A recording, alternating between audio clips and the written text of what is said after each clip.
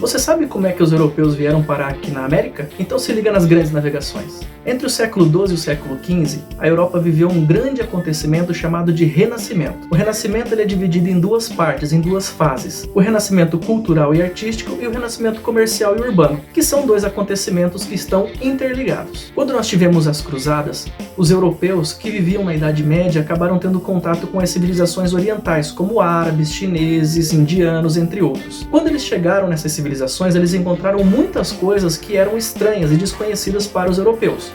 Como, por exemplo, estudos científicos, vários tipos de artes, livros e escritos filosóficos, invenções como a pólvora, como fogos de artifício, o carrinho de mão, a bússola, o papel, comidas como o arroz, o macarrão, entre outros, além de especiarias como pimenta, cravo, canela, açafrão, entre outros. E sem falar nas essências e produtos de beleza, como sabonete, shampoo, perfumes, óleos essenciais, entre outras coisas. Lembrando que na Europa, quando alguém ia tomar banho, quando alguém ia lavar uma roupa, ou até mesmo quando as roupas eram feitas, fabricadas e tingidas, não haviam esses produtos. Os alimentos eram armazenados e conservados somente secando eles, fazendo a carne seca, o charque ao sol, e também temperados apenas com sal. Então, quando os europeus tiveram contato com esse tipo de produto, eles viram quanta diferença todos esses sabores, essas essências, esses perfumes faziam na comida, na higiene pessoal, na fabricação de roupas, de tecidos, no dia a dia, facilitando a vida deles, como por exemplo o carrinho de mão,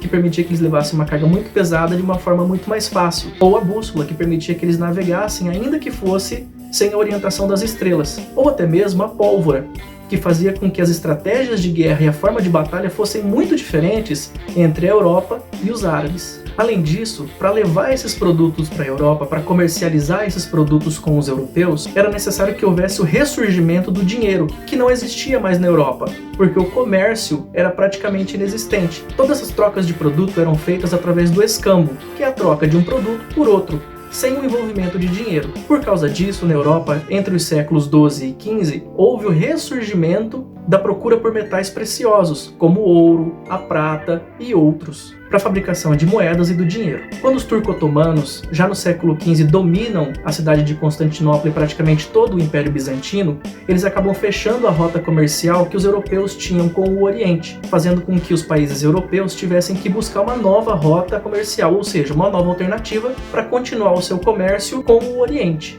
É aí que surge a navegação transatlântica ou transoceânica, fazendo com que países como Portugal e Espanha, que são países costeiros do Oceano Atlântico, busquem por rotas comerciais para o Oriente, principalmente a China e a Índia. Desse modo, surgem duas estratégias diferentes. A primeira delas é a estratégia portuguesa, que tenta contornar o sul do continente africano, primeiramente com navegadores como Fernão de Magalhães, Vasco da Gama e até mesmo Pedro Álvares Cabral. Uma outra estratégia, adotada pela Espanha e apresentada pelo navegador italiano Cristóvão Colombo, é tentar traçar uma rota direta da Europa para a Índia ou para a China, supondo que a Terra fosse redonda e que fosse possível fazer um caminho direto entre a Europa e esses países no Oriente. Lembrando que na Idade Média não haviam estudos científicos, não havia astronomia, então a maioria das pessoas acreditava que a Terra era plana e que se você se afastasse demais do continente, ia acabar chegando no abismo, caindo no final da Terra. Assim como acontece, por exemplo, no início do filme Piratas do Caribe no Fim do Mundo. Se você já assistiu o filme, você deve se lembrar da cena, onde o navio do Jack Sparrow acaba caindo na beirada do mundo como se fosse um abismo de águas. Cristóvão Colombo acreditava que a Terra era redonda e que era possível dar a volta na Terra, ou seja, traçar uma linha reta entre a Espanha e os países do Oriente como China e Índia. Então, fazendo essa rota ousada e assumindo toda a responsabilidade, pedindo apenas o financiamento do governo espanhol, Cristóvão Colombo se arrisca pelo Oceano Atlântico e acaba esbarrando no pequeno continente americano. É bom lembrar que, naquela época, os navios eram muito rudimentares, ou seja, eles dependiam do remo, eles dependiam dos ventos com as velas para navegação. Não havia navios feitos a vapor, movidos a diesel, a petróleo, feitos com motores enormes, então a navegação era muito precária.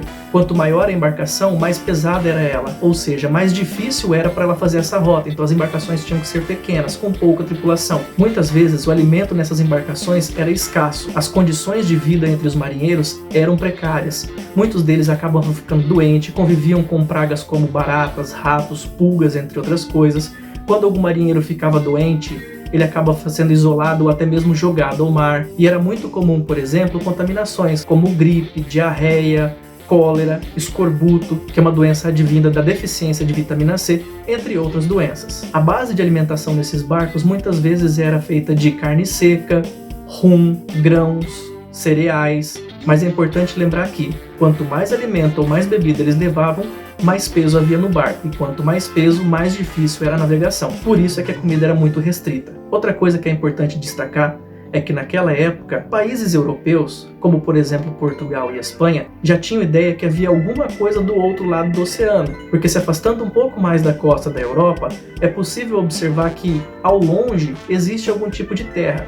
O que eles não sabiam é o que havia do outro lado, se era a China, se era a Índia, se eram ilhas, ou, no caso da América, um continente. Então não era uma viagem totalmente às cegas, na verdade era uma exploração e uma busca por uma nova rota comercial. No caso de Portugal, quando se tentava fazer a volta ao sul do continente africano, as embarcações acabavam passando por um local muito difícil de ser navegado, chamado de Cabo das Tormentas. Então havia uma busca ou uma tentativa por uma nova rota, uma nova ideia, se afastando um pouco mais da costa do continente africano e tentando desviar ou contornar o sul do continente africano de uma forma diferente. Ao se afastar da costa do continente africano, era possível observar que havia uma costa ou que havia terra do outro lado. Assim, as embarcações primeiramente de Vasco da Gama e posteriormente de Pedro Álvares Cabral puderam ver que havia alguma coisa do outro lado do Oceano Atlântico. Pedro Álvares Cabral, então, em 1500, já depois do sucesso da navegação portuguesa pelo Cabo das Tormentas, que passou a se chamar Cabo da Boa Esperança,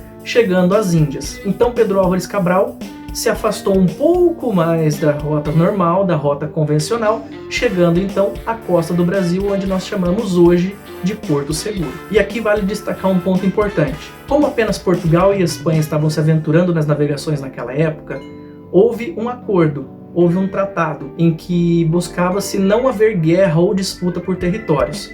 Foi feito um acordo então entre Portugal e Espanha, traçando uma linha imaginária a 100 léguas das ilhas de Cabo Verde. Ao observar que não havia muito o que se explorar a 100 léguas das ilhas de Cabo Verde, Portugal sugere então uma nova distância, fazendo um novo acordo então chamado de Tratado de Tordesilhas, que traçava uma linha imaginária a 370 léguas das ilhas de Cabo Verde, indicando onde seria o território explorado por portugueses e onde seria o território explorado por espanhóis. Se você aprendeu o que são as grandes navegações, deixe seu like. Indique esse vídeo para um amigo e não esqueça de se inscrever no canal.